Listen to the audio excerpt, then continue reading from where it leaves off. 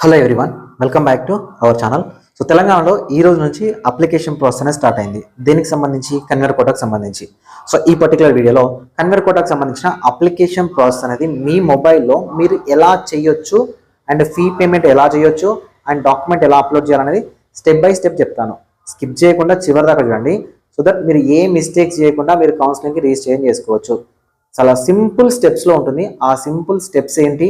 And gap certificate అవసరమా, residency certificate అవసరమా, అసలు రెసిడెన్స్ కనిపించే దగ్గర ఏం అప్లోడ్ చేయాలి, అసలు టీసీ అవసరమా, కొంతమందికి టీసీ ఎందుకు కనిపించట్లేదు, డాక్యుమెంట్స్ ఏ సైజులో ఉండాలి, ఇవన్నీ డౌట్స్ ఉన్నాయి కదా.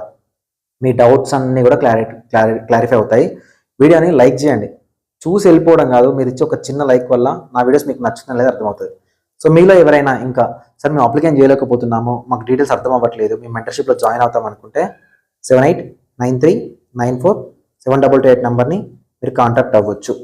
ఓకేనా? ఇది మెంటర్షిప్ కోసం. సార్ మేము మెంటర్షిప్ వద్దు, ఓన్లీ వెబ్సైట్ యాక్సెస్ ఇవ్వండి అంటే విజన్ అప్డేట్ వెబ్సైట్ యాక్సెస్ మీకు 299 రూపీస్కి వస్తుంది. నేను ఒక వీడియో చేసి పెడతాను. మీకు మెరిట్ లిస్ట్ వచ్చిన తర్వాత మీరు ఏ కాలేజ్ చెక్ చేసుకోవాలి, మీ పైన ఎంతమంది ఉన్నారు, వాళ్ళ కాంపిటీషన్ అనేది ఎగ్జాక్ట్ తెలుస్తుంది. అది మీకు యూస్ఫుల్గా ఉంటుంది. ఓకేనా? సో మనం ఇప్పుడు వీడియోలోకి వెళ్తే మనకు చాలా సింపుల్ స్టెప్స్, 4 స్టెప్స్లో అప్లికేషన్ అనేది కంప్లీట్ అవుతుంది. ఎప్పుడైనా గుర్తుపెట్టుకోండి, మనం ఎంత హార్డ్ వర్క్ చేసామని కాదు, మనకు కావాల్సిన పనిని హార్డ్ వర్క్ చేస్తూ స్మార్ట్గా ఎలా అప్లై చేయాలో తెలుసుకోవాలి. సో హైరాణ పడొద్దు అప్లికేషన్ చూసి. సో చాలా సింపుల్గా ఇప్పుడు అప్లికేషన్ స్టార్ట్ అయింది. ఓకేనా? అప్లికేషన్ స్టార్ట్ అయింది. వెబ్సైట్ ఏంటి? TSMED ఓకేనా ADM.TSCHE.in ఓకేనా? TS మెడికల్ అడ్మిషన్స్ .TSCHE.in అన్నమాట. తెలంగాణ స్టేట్ హైయర్ ఎడ్యుకేషన్ సంబంధించి ఈ వెబ్సైట్. సో దీంట్లో మీరు ఫస్ట్ చేయాల్సింది, క్లిక్ చేయగానే మీకు ఈ విధంగా లెఫ్ట్ సైడ్లో ఉంటాయి, ఇవి కనిపించవు. ఓకేనా? సో దీనిలో first mobile and email registration click చేయండి. ఓకేనా?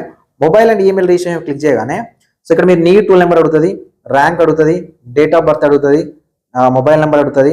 అండ్ మళ్ళీ మొబైల్ నెంబర్ ఎంటర్ చేస్తే మొబైల్ నెంబర్కి ఓటీపీ వస్తుంది, email ID confirm email ID and ఈమెయిల్కి ఓటీపీ వస్తుంది. మీరు చేయాల్సింది క్యాప్చా ఎంటర్ చేసి వ్యాలిడేట్ చేయండి. వ్యాలిడేట్ చేయగానే మొబైల్కి అండ్ ఈమెయిల్కి ఓటీపీ వస్తుంది కదా, ఇక్కడ ఓటీపీ ఎంటర్ చేసి వ్యాలిడేట్ చేయండి. వ్యాలిడేట్ చేయగానే ఇలా సక్సెస్ఫుల్గా ఒక పాపప్ వస్తుంది, mobile and email successfully registered అని వస్తుంది. వచ్చిన తర్వాత నెక్స్ట్ ఏంటంటే ఇక్కడ చూడండి 4 ఆప్షన్స్ అన్నాను కదా. సో ఆ 4 ఆప్షన్స్ ఏంటంటే mobile and email registration, candidate registration, data updation, certificate upload. అయిపోయింది అంతే. ఓకేనా? సో దీన్ని ఎప్పుడైనా మీరు గుర్తుపెట్టుకొని 1 సెట్టింగ్లో ఒక్కసారి కూర్చున్నామంటే అప్లికేషన్ చేసేంతవరకు సో బయటికి వెళ్ళకండి. సో ముఖ్యంగా ల్యాప్టాప్స్ కానీ డెస్క్టాప్స్ కానీ ట్రై చేయండి. మొబైల్లో కూడా ఈజీగా చేసుకోవచ్చు మీరు జాగ్రత్తగా చేసుకుంటే. So next mobile and email registration అవ్వగానే ఇక్కడ మీకు NEET roll number, all India rank, date of birth, mobile number వస్తుంది. వచ్చిన తర్వాత క్యాస్ట్ కేటగిరీ. ఓకేనా? కొంతమంది ఆల్ ఇండియా కోటాలో ఓపెన్ పెట్టుకుంటే స్టేట్లో BCD ఉండొచ్చు, BCB ఉండొచ్చు, లేదా ఇప్పుడు SC1, SC2, SC3. సో మీకు తెలుస్తుంది కదా, అది క్లిక్ చేసి క్యాప్చా ఎంటర్ చేసి డైరెక్ట్ వ్యాలిడేట్ మీద క్లిక్ చేయండి. వ్యాలిడేట్ మీద క్లిక్ చేయగానే ఓకేనా అప్లికేషన్ ఫీజులోకి వెళ్తారు మనం. ఓకేనా? అప్లికేషన్ ఫీజులోకి వెళ్తాం. సో SC ST వాళ్ళకైతే 3500, సో OBC వాళ్ళకు అండ్ OC వాళ్ళకైతే 4000 రూపీస్. సో ఆ ఫీ పేమెంట్లోకి వెళ్ళిన తర్వాత మనం ఎంటర్ చేయాల్సింది mobile number, email address, email ID and దాంతోపాటు మీ అడ్రస్ అనేది ఎంటర్ చేయాలి. అది పెద్ద మ్యాండేటరీ కాదు, పేమెంట్ రిసిప్ట్ కోసం మాత్రమే. ఓకేనా? సో పేమెంట్ రిసిప్ట్ అక్కడ క్లిక్ చేసిన తర్వాత మీకు పేమెంట్ సెక్షన్ వస్తుంది. ఆ పేమెంట్ సెక్షన్లో గుర్తుపెట్టుకోండి, 1 credit card, 2 debit card, 3 internet banking. So ఈ 3 టైప్స్లోనే మీరు పేమెంట్ చేయాల్సి వస్తుంది. యూపీఐ లేదు, నేను లాగిన్ అయ్యి చూస్తాను యూపీఐ ఇచ్చాడు ఇయర్ అని. యూపీఐ అయితే లేదు. యాక్టివ్లో ఉన్న debit card, credit card, internet banking ఉండాలి. గుర్తుపెట్టుకోండి, అవన్నీ కూడా ఈకామ్స్లో మనకు వ్యాలిడేట్ అయి ఉండాలి. మనము ఒక 6 ఇయర్స్ నుంచి యూపీఐ రావడం వల్ల కార్డ్స్ అనేవి యూజ్ చేయట్లే. వ్యాలిడేట్ అయిన కార్డు అంటే యాక్టివ్లో ఉన్న కార్డు మాత్రమే పేమెంట్కి ఎలిజిబుల్. మీరు వన్స్ పేమెంట్ చేయగానే మీ మొబైల్ నెంబర్కి రిజిస్ట్రేషన్ నెంబర్ వస్తుంది. ఓకేనా? మీ మొబైల్ నెంబర్ రిజిస్ట్రేషన్ నెంబర్ వస్తుంది. అది మొబైల్లో కాదు, ఎక్కడైనా బుక్లో, ఇంపార్టెంట్ బుక్లో నోట్ చేసుకొని పెట్టుకోండి. ఆ రిజిస్ట్రేషన్ ఐడి ఏదైతే ఉందో మ్యాండేటరీ అండి. ఓకేనా? సో నెక్స్ట్ డైరెక్ట్గా మీకు డేటా అప్డేషన్లోకి వెళ్తుంది. సో అక్కడ మీరు NEET roll number, NEET registration number and captcha enter చేసి వ్యాలిడేట్ మీద క్లిక్ చేయండి. సో వ్యాలిడేట్ మీద క్లిక్ చేయగానే ఇలా మనకు అప్లికేషన్ పేజ్ అనేది ఓపెన్ అవుతుంది. దీంట్లో నేను ఒక్కొక్క దాని గురించి చెప్తాను, ఆ ఒక్కొక్కటి గురించి తెలుసుకోవడానికి ట్రై చేయండి. క్యాండిడేట్ నేమ్ ఆటోమేటిక్ వచ్చేస్తుంది, నేట్ రూల్ నెంబర్ ఆటోమేటిక్ వచ్చేస్తుంది, మొబైల్ నెంబర్ ఆటోమేటిక్ వచ్చేస్తుంది. క్యాండిడేట్ నేమ్ యాజ్ పర్ 10+2 ఇంటర్మీడియట్లో ఎలా ఉందో అలా ఇవ్వాలి. ఆల్ ఇండియా ర్యాంక్ ఆటోమేటిక్ వచ్చేస్తుంది. ఆల్టర్నేట్ మొబైల్ నెంబర్ ఇక్కడ ఇచ్చిన మొబైల్ నెంబర్ కాకుండా ఇక్కడ ఆల్టర్నేట్ మొబైల్ నెంబర్ ఒకటి ఇవ్వాలి. And date of birth automatic వచ్చేస్తుంది, పర్సెంటేజ్ ఆటోమేటిక్ వస్తుంది, స్కోర్ ఆటోమేటిక్ వస్తుంది. సో జెండర్ సెలెక్ట్ చేసుకోవాలి. ఈమెయిల్ ఐడి ఆటోమేటిక్ వస్తుంది. సో ఆల్టర్నేట్ ఈమెయిల్ ఐడి ఉందో ఆల్టర్నేట్ ఈమెయిల్ ఐడి మనం ఇవ్వాల్సి వస్తుంది. అండ్ ఫాదర్ నేమ్ మనం ఎంటర్ చేయాలి. అండ్ క్యాస్ట్ కేటగిరీ ఆటోమేటికల్లీ వచ్చేస్తుంది. ఆధార్ కార్డ్ నెంబర్ అనేది ఎంటర్ చేయాలి. And sub category name for ఎగ్జాంపుల్కి బీసీడీ అనుకోండి. సో బీసీడీలో మున్నూరు కాపు అని ఉంటుంది కదా, సో దాంట్లో మీరు ఇక్కడ సబ్ కేటగిరీ రాయాల్సి వస్తుంది. ఓకేనా, ఇక్కడ బీసీడీ సెలెక్ట్ చేసుకొని కేటగిరీ నేమ్ ఏంటని రాయాలి. ఫర్ ఎగ్జాంపుల్ రెడ్డి అయితే రెడ్డి, ఏదైతే అది, వెలమ అయితే వెలమ, సో మాదిగ అయితే మాదిగ, మాల అయితే మాల, లంబాడి అయితే లంబాడి, అలా నేమ్ రాయాలి. ఓకేనా, సారీ ఇట్లా క్యాస్ట్ నేమ్ తీసుకుంటున్నాను. సో ఆ నేమే రాయాలి. ఆ నేమ్ రాసిన తర్వాత క్యాస్ట్ సర్టిఫికేట్ నెంబర్, ఇట్లా మీకు క్యాస్ట్ సర్టిఫికేట్ నెంబర్ ఉంటుంది కదా, ఈ రైట్ సైడ్ లో ఇక్కడ బార్ కోడ్ కింద ఉంటుంది, సిఎన్డి అంతో స్టార్ట్ అవుతుంది. ఆ క్యాస్ట్ సర్టిఫికేట్ నెంబర్ని మనం ఇక్కడ ఎంటర్ చేయాలి. సో ఒకవేళ ఓసీ క్యాండిడేట్స్ అయితే ఈడబ్ల్యూఎస్ పెట్టుకోవాలనుకుంటే పెట్టుకోవచ్చు. సో ఎస్ఐని పెడితే ఇక్కడ ఈడబ్ల్యూఎస్ సర్టిఫికేట్ నెంబర్ ఎంటర్ చేయాలి. అండ్ నో అని పెడితే సో మీకు ఈడబ్ల్యూఎస్ సర్టిఫికేట్ అనేది అవసరం లేదు.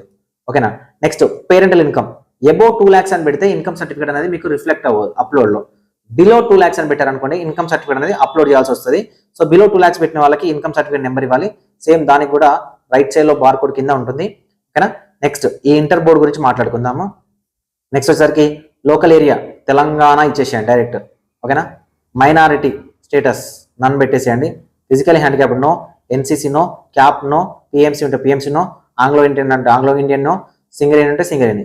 సో దీంట్లో ఏదైనా మీకు స్పెషల్ కేటగిరీ ఉంటే పెట్టుకోవడానికి ట్రై చేయండి. Next address, place, district, state, pin code and inter hall ticket number, SSC hall ticket number and month of passing SSC and year of passing SSC. ఓకేనా, ఏ ఇయర్లో పాస్ అయ్యారో అనేది క్లియర్గా డేటా ఇవ్వాలి.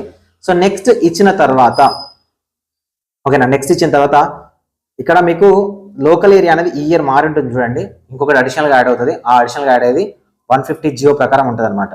So దాని తర్వాత సెలెక్ట్ ఇంటర్మీడియట్ ఎక్కడ చేశారు, ఏ ఇయర్లో చేశారు. ఫర్ ఎగ్జాంపుల్ 2023, 2024 అనుకోండి, 24 ఇవ్వండి ఇంటర్మీడియట్. సో ఇక్కడ మనకి ఏ ఇయర్లో చేశారు intermediate, second year, first year, 10th class, 9th class and ఏ స్కూల్లో, ఏ కాలేజ్లో, ప్లేస్ ఎక్కడ, డిస్టిక్ ఎక్కడ, స్టేట్ ఎక్కడ, ఇవి ఎంటర్ చేసిన తర్వాత మీరు అప్లోడ్ చేయాల్సినవి photo and signature. So photo and signature మీద క్లిక్ చేసిన తర్వాత సేవ్ అండ్ ఎగ్జిట్ కాకుండా అప్లోడ్ డాక్యుమెంట్స్ మీద క్లిక్ చేయండి.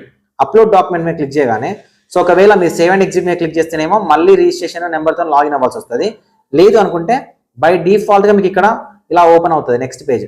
సో ఈ పేజ్లో గుర్తుపెట్టుకోండి, సో ఓసీ క్యాండిడేట్స్ అయితే టీసీ రాదు, టీసీ పెట్టాల్సిన పని లేదు.